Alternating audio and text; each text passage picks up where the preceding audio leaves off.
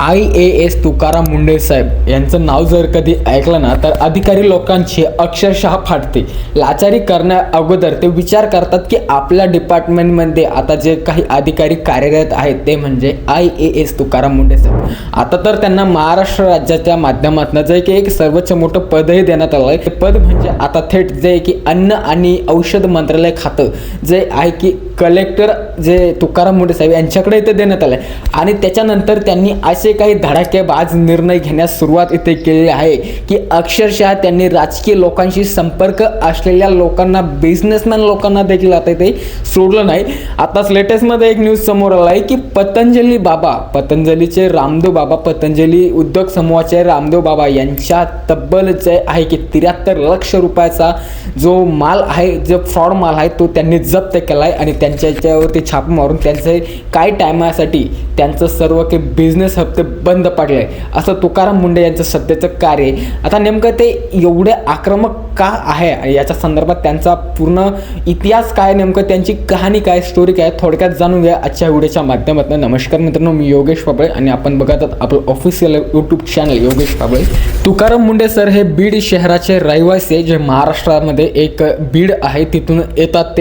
त्यांचा जन्म हा 3 जून 1975 मध्ये झाला आणि त्यांनी जे आहे की 2005 मध्ये जे की केंद्रीय लोकसेवा आयोगाची परीक्षा पास केली, अर्थात UPSC union public service commission. आणि त्याच्या अंतर्गत ऑल ओव्हर इंडिया रँक मधून जे आहे की त्यांचा 20वा नंबर त्यांनी तिथे पटकावला. आणि त्याच्यानंतर त्यांनी केंद्रीय लोकसेवा आयोगाचं जे सर्वोच्च मोठं पद असतं IAS इंडियन ॲडमिनिस्ट्रेटिव्ह सर्व्हिस, तर याच्यामध्ये ते कार्यरत झाले. आणि तिथून पुढे झाला त्यांच्या नावाचा दणका सुरू. कारण की नेमकं जे IAS अधिकारी असतात ते तर इथले आक्रमक नसतात, परंतु तुकाराम मुंडे साहेब यांचे जे काम करण्याची जी टेक्निक आहे आणि जी पद्धत आहे ती अख्ख्या देशाला जे की हिरावून टाकणारी आहे. नेमकं सर्वांना हा प्रश्न पडू लागला आहे की नेमका हा माणूस अशा पद्धतीने का काम करतोय. तर याचं एकमेव सर्वोच्च कारण आहे ते म्हणजे गरीब परिस्थिती. अक्षरशः तुकाराम मुंडे साहेब यांनी स्वतः या गरिबीची जाण त्यांना आहे आणि त्यांनी ते बघितले. ते स्वतः इथे IAS ऑफिसर अर्थात जिल्हा कलेक्टर नाही, बल्कि त्यांचे ब्रदर्स, त्यांचे भाऊ देखील एक IAS जे अर्थात जिल्हा कलेक्टर अधिकारी आहे, अर्थात त्यांचे सखे भाऊ. ते दोघे जण हे जिल्हा कलेक्टर अधिकारी आणि त्यांच्या मातोश्री ज्या होत्या त्या आता तर फिलहालमध्ये वारलेलं आहे.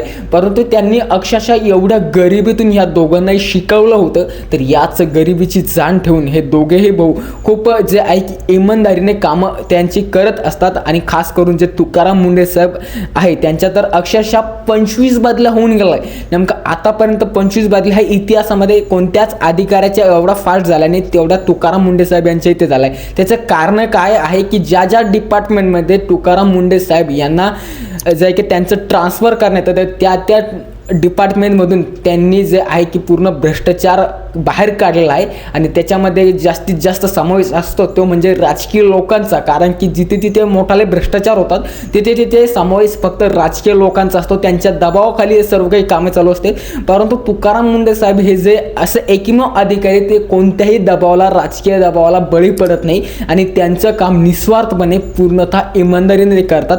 म्हणूनच त्यांच्या एवढ्या बदल्या इथे झालेल्या आहे मित्रांनो. आणि आता अखेर फांडली त्यांची जी की 25वी बदली जिथे झाली ती म्हणजे आपल्या महाराष्ट्रातलं एक मोठं पद त्यांना देण्यात आलं. ते पद म्हणजे औषध आणि अन्न मंत्रालयाचं पद त्यांच्याकडे देण्यात आले. आणि त्याच्यानंतर तब्बल 1 ते 2 दिवसानंतर जे की 50हून अधिक धाडी त्यांनी टाकल्या आणि कोट्यावधी रुपयाचा भेसळयुक्त माल त्यांनी जे की जप्त इथे केला. आणि त्याच्यामध्ये जे आहे की देवेंद्र फडणवीस जे महाराष्ट्राचे CM आहे, मुख्यमंत्री, त्यांचे खूप जवळचे फ्रेंड, जवळचे मित्र बाबा रामदेव ज्यांचं पतंजली बिझनेस समूह आहे त्यांच्या देखील त्यांनी जे आहे की त्या बिझनेस समूहावरती धाड टाकली. आणि अक्षरशः 73 लाख रुपयाचा माल त्यांनी तिथे जप्त केला. भेसळयुक्त औषधे त्यांनी जप्त केली आणि काही टायमासाठी पतंजली बिझनेस समूहाला सील त्यांनी लावलाय. सील वाला ताला लगाऊंगा, रविराज साबळेंचं फेमस वाक्य इथे नक्की सूट इथे झालेलं आहे. तर झाले त्यांचे सर्जिकल स्ट्राईक आणि त्याचबरोबर त्यांनी घेतलेली ॲक्शन. परंतु त्यांचा इतिहास जर जुना आहे, नेमकं त्यांचं शिक्षण कुठे झालं होतं, नेमकं त्यांचा पूर्णतः ओढ इतिहास काय ते थोडक्यात आपण इथे जाणूया. कुठे त्यांनी त्यांचं शिक्षण पूर्ण केलं आणि कशा पद्धतीने ते एक IAS ऑफिसर इथे बनले त्याच्याकडे थोडक्यात आपण इथे बघणार आहोत मित्रांनो. आता तुकाराम मुंडे सरांच्या जे एक एज्युकेशनचा विचार केला असता तर त्यांनी DR आंबेडकर मराठवाडा युनिव्हर्सिटी विद्यापीठातून जे की छत्रपती संभाजीनगर येथून जे की त्यांनी आपली एक पदवी BA पदवी त्यांनी पूर्ण केली. त्याच्यानंतर त्यांनी MA केलं आहे आणि पुढील जे की त्यांनी पुढील काळात जे की UPSC दिली 2005 मध्ये त्यांनी युनियन पब्लिक सर्व्हिस कमिशन जे की केंद्रीय लोकसेवा आयोगाची सर्वोच्च मोठी परीक्षा असते भारतातील, ज्याच्यामध्ये लाखो विद्यार्थी त्या परीक्षेमध्ये भाग घेतात, परंतु सिलेक्शन फक्त आणि फक्त 1000 ते 900 ते 800 जणांचं तिथे होते.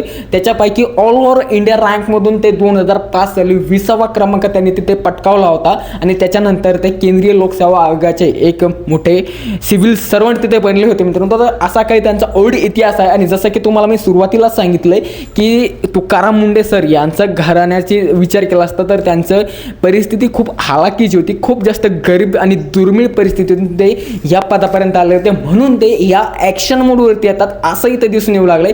कारण की आजपर्यंतचा इतिहास आहे, जो व्यक्ती जो माणूस एका गरीब कुटुंबातून वर येतो आणि त्याला गरिबीची जाण असते, तर त्यामुळे ते काही ना काही इमानदारीपूर्वक ते काम करत असतो.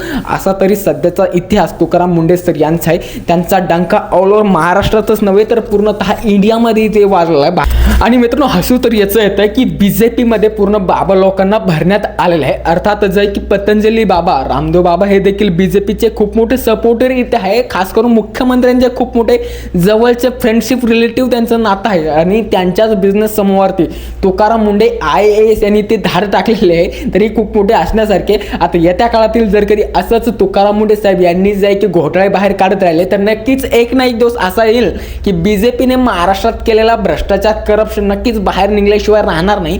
मित्रांनो तुम्हाला या सर्व काही गोष्टीवरती काय वाटतं, तुकाराम मुंडे साहेब यांच्या विषयी तुम्हाला काय वाटतं, तुमची राय नक्कीच कमेंट करून सांगू शकता. आणि पुढल्या असलेच इन्फॉर्मेटिव्ह व्हिडिओ बघण्यासाठी आपल्या चॅनलला मात्र नक्कीच तुम्ही सबस्क्राईब करू शकता. खूप खूप धन्यवाद.